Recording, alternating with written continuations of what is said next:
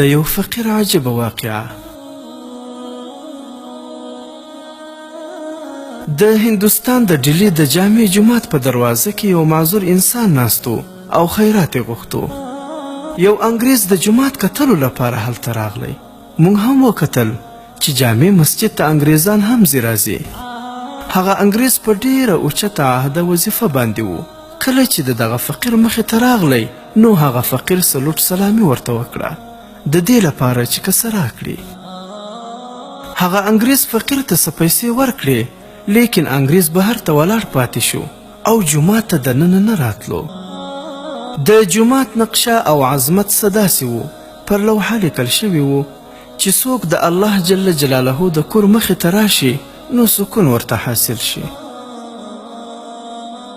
هغه انګریز جومات وکتو او لاړو.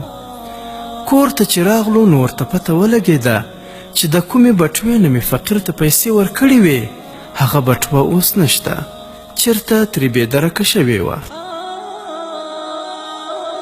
پیسې هم پکې ډېرې زیاتې وې او پته هم نه لګېده چې چېرته ترې بټوه ورکه شوې ده. یوه هفته وروسته بیا دغه انګریز ته رخصتي ورکړل شوه. د هغه ښځې ورته وویل چې تیر ځل د جومات کتلو لپاره تللی وې، اوس دا ځل ما هم در سره بوزه. هغه د خپل ځان سره خپله ښځه روانه کړه او جومات ته راغلو. کله چې هغه انګریز د دغه معذور فقیر مخې ته تیرېدو نو هغه فقیر سمدستي ودرېدی او ورته یې وویل چې تیر ځل ته راغلی وې، ما ته دې پیسې راکړې وې. د هغې نه وروسته تا خپله بټوه په جیب کې کېښودله، نو چې لږ مخکې لاړې هغه بټوه ستا نه پرېوتله او هغه ما راواخیسته.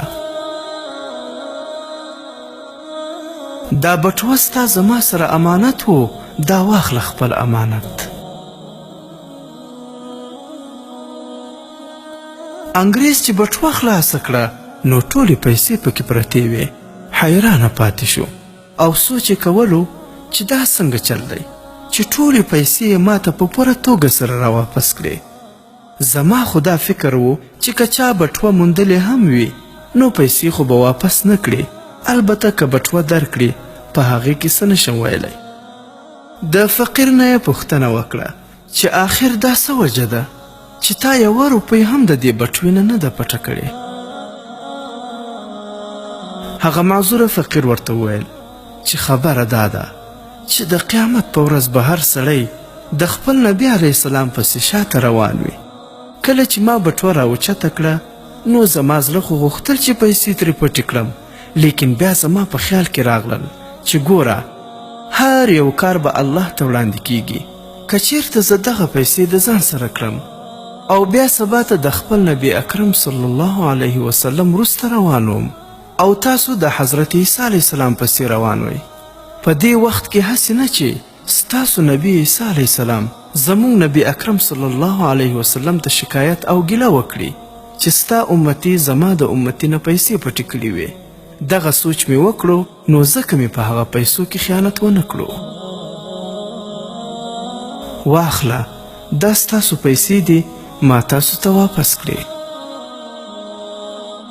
عبرت: د یوه فقیر د خپل پیغمبر صلی الله علیه وسلم سره دومره مینه وه چې د هغه په خاطر یې د یوه انګریز پیسې پټې نه کړې. او راشئ موږ ته وګورئ، په حرامه ګټه مو خپله ټوله نفقه خرابه کړې او په دروغو ویلو مو خولې ستړې شوې او په کاروبار کې مو خیانت او دوکه کول عادت ګرځېدلی، نو ځکه مو د زړه سکون او خوشحالي ورکه ده.